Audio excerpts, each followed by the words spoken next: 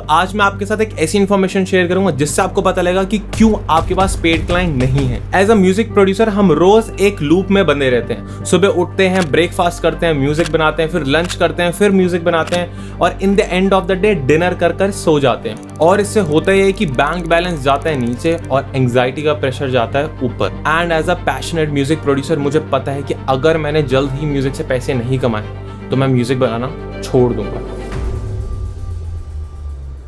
तो इस एंग्जाइटी के प्रेशर को खत्म करने के लिए हम लेने वाले एक चैलेंज, जिसके अंदर हम लेकर आएंगे पेड क्लाइंट को, भी सिर्फ और सिर्फ 7 दिन के अंदर। तो जर्नी को शुरू करने से पहले हमें यह समझना पड़ेगा कि हम कहां पर स्टैंड करते हैं और हमारा क्लाइंट कहां पर है, और उन तक पहुंचने के लिए हमें 3 लेवल से होकर गुजरना पड़ेगा, जिसमें से सबसे पहला लेवल है build your portfolio. Her music producer की तरह मैं भी एक बहुत ही ज्यादा लेजी म्यूजिक प्रोड्यूसर था।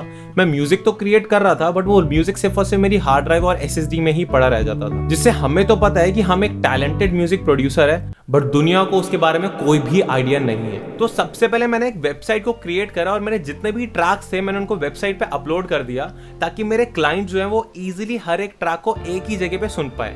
और अगर आपके पास अभी वेबसाइट को बिल्ड करने के पैसे नहीं है तो आप लिंक ट्री को यूज कर सकते हो और अपने सारे गानों के लिंक को उसके अंदर ऐड कर सकते हो।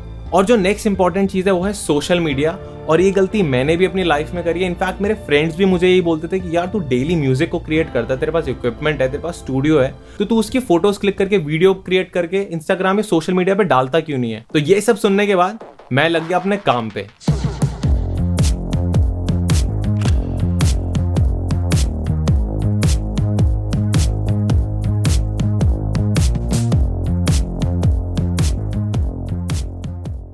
तो अब हम आ चुके हैं हमारे लेवल 2 पे, अंडरस्टैंडिंग ट्रैफिक।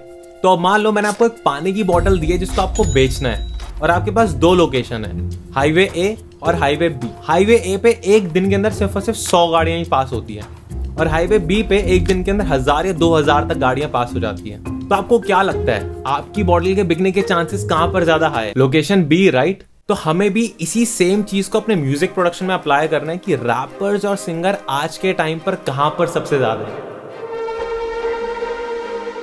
और नेक्स्ट 2 डेज के लिए हम सिर्फ और सिर्फ सिंगर्स या फिर रैपर्स की पोस्ट पे कमेंट करेंगे या लाइक करेंगे, जिससे इंस्टाग्राम की एल्गोरिथम को ये समझ आ जाए कि हम इन्हीं लोगों में इंटरेस्टेड है, और इन फ्यूचर वो जो भी हमें पोस्ट या रील को रिकमेंड करे वो सिर्फ और सिर्फ इन्हीं लोगों की हो।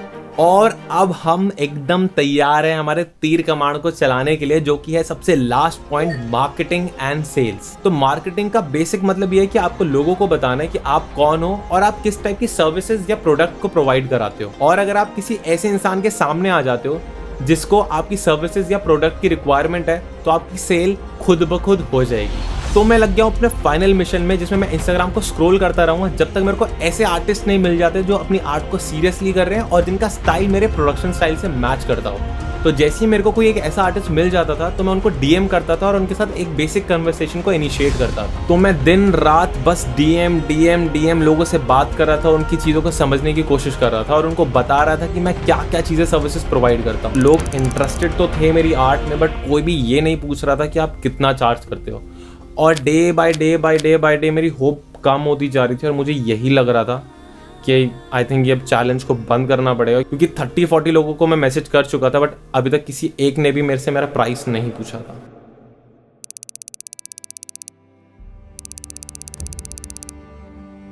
और जैसे ही मैंने सुबह उठती अपने फोन को चेकआउट करा तो वहां पे एक आर्टिस्ट का रिप्लाई आया, उनका फोन नंबर, और उन्होंने बोला कॉल मी बैक। तो जैसे ही मेरी उनसे कॉल पर बात हुई तो मेरे को पता लगा कि वो एक म्यूजिक प्रोड्यूसर को ही ढूंढ रहे हैं। और फिर मैंने उनको एक्सप्लेन करा कि हम किस तरह काम करते हैं और हम कितना चार्ज करते हैं, और he was ready to work with us. और उसके बाद हम उनके साथ जूम पर आए और हमने आइडिया के बारे में डिस्कशन की कि वो किस तरीके का ट्रैक को क्रिएट करना चाहते हैं, क्या क्या उनके रेफरेंसेज हैं। और उसके बाद उन्होंने एक एडवांस पेमेंट को इनिशिएट कर दिया और हम लग गए उनको प्रोजेक्ट को कंप्लीट करने में। और उनके प्रोजेक्ट को कंप्लीट करने के लिए हमें ऑलमोस्ट 3 से 4 हफ्ते लग गए, और इन दी एंड हमारा क्लाइंट और हम दोनों खुश थे और हमारी कंप्लीट पेमेंट आ चुकी थी इस प्रोजेक्ट की।